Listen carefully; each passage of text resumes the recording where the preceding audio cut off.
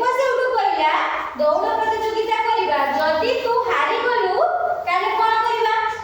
କଇଁଛ କହିଲା ମୋ ପାଖରେ ତ କିଛି ନାହିଁ, ତୁ ଯାହା କହିବୁ ସେହା ହେବ। ତ ଠେକୁଆ ସେଉଠୁ କହିଲା ତୁ ଯଦି ହାରିବୁ ତାହେଲେ ଏ ଜଙ୍ଗଲ ଛାଡ଼ି ପଳେଇ ଯିବୁ। ସେଥିରୁ କଇଁଛ କହିଲା ଯଦି ଠେକୁଆ ଭାଇ ତୁ ହାରିବୁ ତାହେଲେ କ'ଣ ହେବ? ଠେକୁଆ ସେଥିରୁ କଇଁଛ କଥା ଶୁଣି କ'ଣ କଲା? ହସିଲା ଯେ ମୁଁ ଫେର ତୋ ପାଖରୁ ହାରିବିନି। ତ କଇଁଛ କହିଲା ଯଦି ତୁ ହାରିବୁ ତାହେଲେ ତୁ କ'ଣ ଏ ଜଙ୍ଗଲ ଛାଡ଼ି ଚାଲିଯିବୁ। ଠେକୁଆ କହିଲା ତାହେଲେ କାଲି ଆମେ ପ୍ରତିଯୋଗିତା କରିବା, ଦୌଡ଼ ପ୍ରତିଯୋଗିତା କରିବା, ଦୁଇ ଜଣଙ୍କ ଭିତରେ ପ୍ରତିଯୋଗିତା ହେବ। ସେଇ କଥା କହି ସେଠାରୁ ଚାଲିଗଲା। ସେଠାରେ ଗୋଟେ ଗଛରେ ମାଙ୍କଡ଼ ଥିଲା। ସିଏ କଇଁଛକୁ କ'ଣ କହିଲା ଯେ ତୁ ଠେକୁଆ ସହିତ ପ୍ରତିଯୋଗିତା କରିବୁ, ଯଦି ତୁ ହାରିଗଲୁ ନା ଠେକୁଆ ହେଉଛି ଜଣେ ଗର୍ବୀ ଅହଂକାରୀ ଲୋକ, ତାକୁ ହରାଇବା ଉଚିତ। ଏଇ କଥା କହି ସେ ମାଙ୍କଡ଼କୁ ବୁଝାଇ ଦେଲା। ସେଠାରେ ହାତୀ ଆସି ପହଞ୍ଚିଲା, ବାଘ ଆସି ପହଞ୍ଚିଲା। ନାଇଁ, ହାତୀ କହିଲା ମୁଁ ତୁମ ଖେଳର ପ୍ରତିଯୋଗିତାରେ କ'ଣ ହେବି? ଏମ୍ପିଆର ହେବି। ଆରମ୍ଭ ଯେମିତି ହେବ ମୁଁ ସେଇଠି ରହିବି, ମୁଁ ଏମ୍ପିଆର ହେବି, ମୁଁ ସବୁ ଦେଖିବି।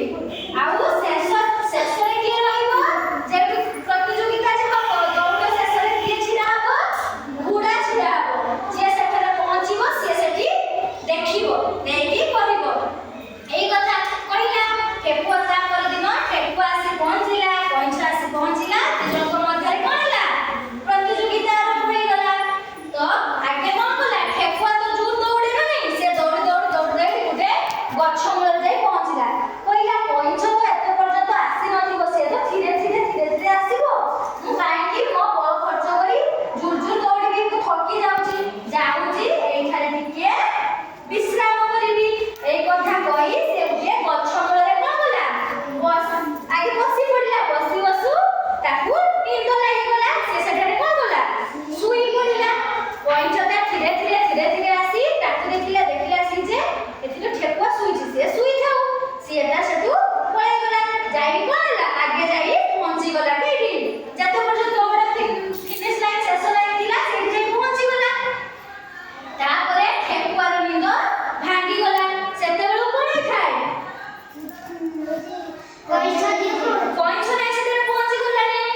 ଦିନ ପୁରା ଅଧା